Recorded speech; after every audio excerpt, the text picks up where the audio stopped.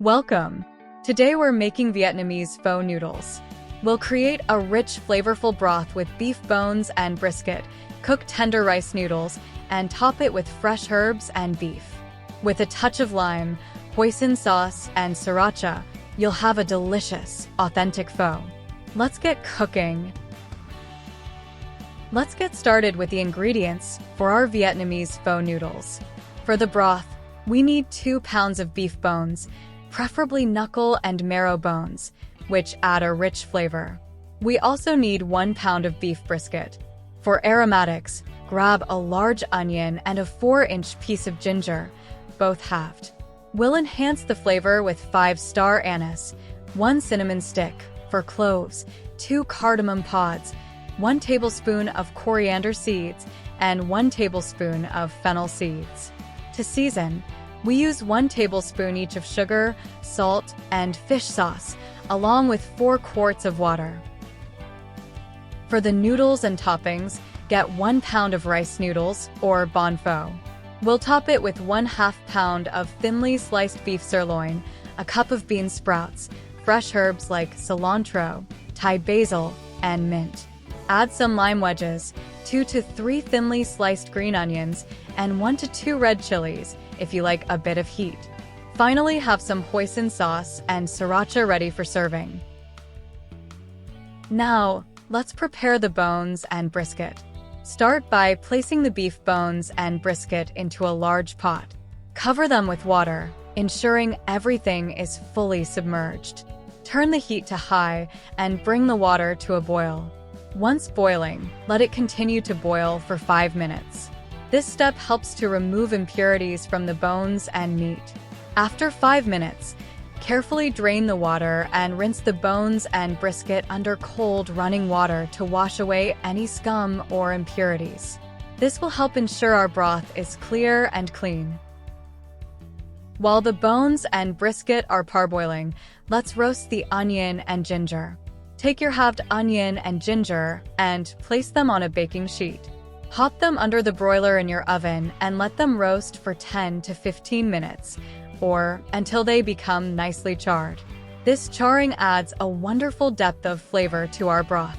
If you prefer, you can also char them directly over a gas flame, turning them with tongs until they're evenly blackened. This step really enhances the overall flavor of the pho.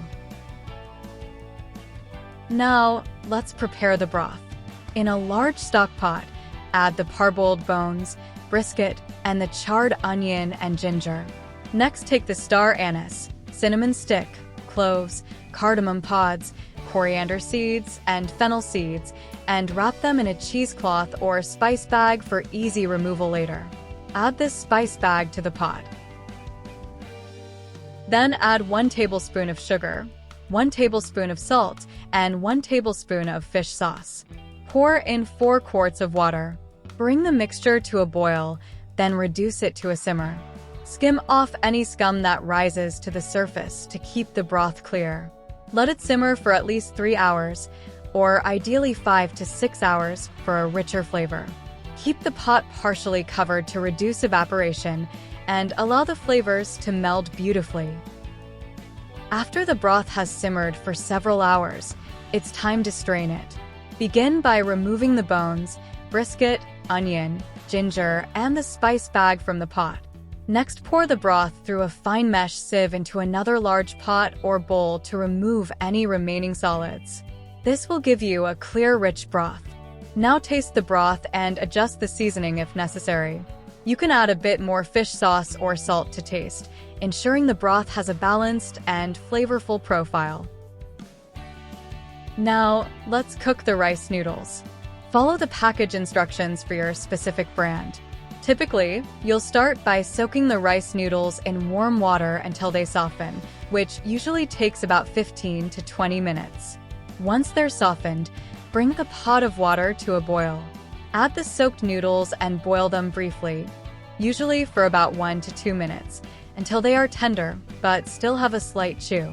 Drain the noodles and rinse them with cold water to stop the cooking process and prevent them from sticking together. Next, let's prepare the toppings. Start by thinly slicing the beef sirloin against the grain. The slices should be very thin so they cook quickly when the hot broth is poured over them. Next, wash and prepare your fresh herbs, including cilantro, Thai basil, and mint, along with the bean sprouts. Slice the green onions and chilies thinly.